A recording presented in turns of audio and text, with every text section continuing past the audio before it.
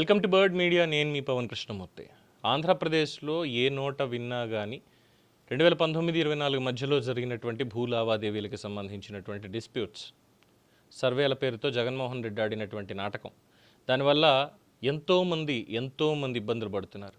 కూటమి ప్రభుత్వం రెండు సంవత్సరాలు అయింది. సరిగ్గా ఇదే రోజుకి రిజల్ట్స్ కూడా వచ్చాయి. 164 సీట్ల మ్యాండేట్ తోటి కూర్చున్నారు పీఠం మీద.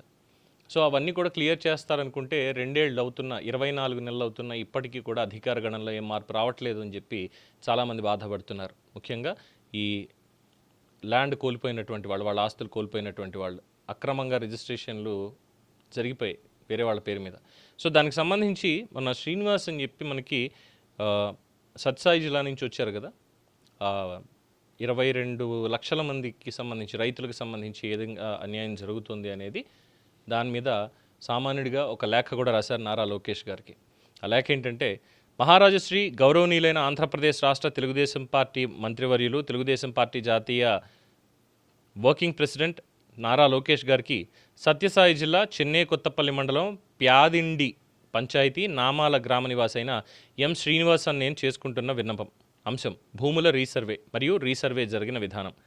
అయ్యా, వైసీపీ ప్రభుత్వం అధికారంలో ఉన్నప్పుడు వీఆర్ఓలు మరియు విలేజ్ సర్వేయర్లు, వాలంటీర్స్ నుండి వచ్చిన సమాచారం ప్రకారం మరియు మళ్ళీ వైసీపీని అధికారంలోకి వస్తుంది అనే అంచనాతో సచివాలయ సిబ్బందికి మరియు వాలంటీర్స్కి మరియు వైసీపీ నాయకులకి మాత్రమే సర్వే చేసే సమయంలో తెలియపరిచి వారికి నచ్చిన వ్యక్తులకి నచ్చినట్టుగా భూములు రీసర్వే చేశారు.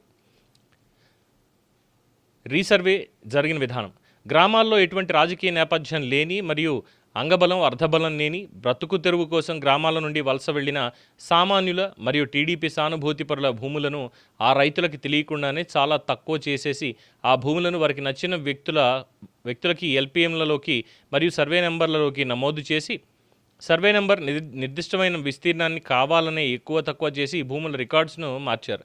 ఇది తెలియకుండా ఉండడానికి చాలా చోట్ల మరియు ప్రభుత్వ భూములు ఉన్న సమీప సర్వే నంబర్లలో జాయింట్ ఎల్పిఎంలను తయారు చేసినారు. భూముల విస్తీర్ణం ఎక్కువగా ఉన్న రైతుల రూపంలో ఉన్న వైసీపీ కార్యకర్తలు, నాయకులు అసలు నిజాన్ని బయటకు చెప్పకుండా వారి పేరు మీద భూమి విస్తీర్ణాన్ని పెంచిన పాస్ పుస్తకాలని తీసుకున్నారు. దీని ఫలితంగా ఏర్పడ్డ పరిణామం, ప్రజలు వైసీపీ ప్రభుత్వం కుట్రలు మరియు ప్రభుత్వ మంత్రుల వైఖరితో విసుగు చెంది వారికి ఇవ్వవలసిన బహుమతిని ఇచ్చి పంపేశారు. కానీ ప్రభుత్వం మారిన తర్వాత రైతుల పరిస్థితి మాత్రం మారలేదు. దీనికి కారణం రెవెన్యూ అధికారులు ఇప్పటికీ వైసీపీ కార్యకర్తల మాదిరిగానే నడుచుకుంటూ ఉండడం.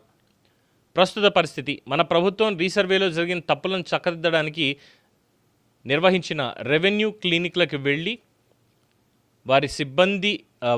వారి సమస్యల్ని వినవించుకున్న రెవెన్యూ సిబ్బంది అసలు విషయం ఇటు ప్రభుత్వానికి కానీ అటు రైతులకు కానీ అసలు విషయం తెలియపరచకుండా, అంటే సర్వే నెంబర్ల విస్తీర్ణం పెరిగిన విషయాన్ని జాయింట్ ఎల్పిఎంలలో ఉన్న రైతులకి సరైన మార్గదర్శకాలు ఇవ్వకుండా పరిస్థితిని మరింత సమస్యాత్మకంగా మార్చి రైతుల్ని మరింత ఇబ్బందులకి గురిచేస్తోంది.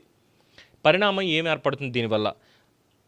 అసలు విషయం అనగా సర్వే నంబర్ల విస్తీర్ణం తారుమారు అవ్వడం, వారి భూమి హద్దులు ఉద్దేశపూర్వకంగా మార్చారు అని తెలియక రైతులు టీడీపీకి ఇంత గరిష్ట స్థాయిలో మద్దతు తెలిపినా మా సమస్యలను పరిష్కరించడం లేదు అనే నైరాశ్యంతో, బాధలతో తమలో తామే తమ దుస్థితిని తలుచుకొని బాధపడడం. ఇంతకుమించి చేయగలిగింది కూడా ఏదీ లేదు, దయచేసి న్యాయం చేయండి అని చెప్పి నారా లోకేష్ గారికి లేఖ రాశారు. మరి ప్రభుత్వం దీని మీద స్పందిస్తుందా? స్పందించి ఇమ్మీడియట్గా వాళ్ళకి రిలాక్సేషన్ అనేది కల్పిస్తుందా? మొత్తం రికార్డ్స్ అన్నీ కూడా మళ్ళీ క్లియర్ చేస్తుందా? వేచి చూడాల్సిందే. దీని మీద మీ అభిప్రాయం తెలియచేయండి. చూస్తూనే ఉండండి ది బర్డ్ మీడియా. ఈ వీడియో మీకు నచ్చినట్లయితే లైక్ చేయండి, షేర్ చేయండి, సబ్స్క్రైబ్ చేయండి.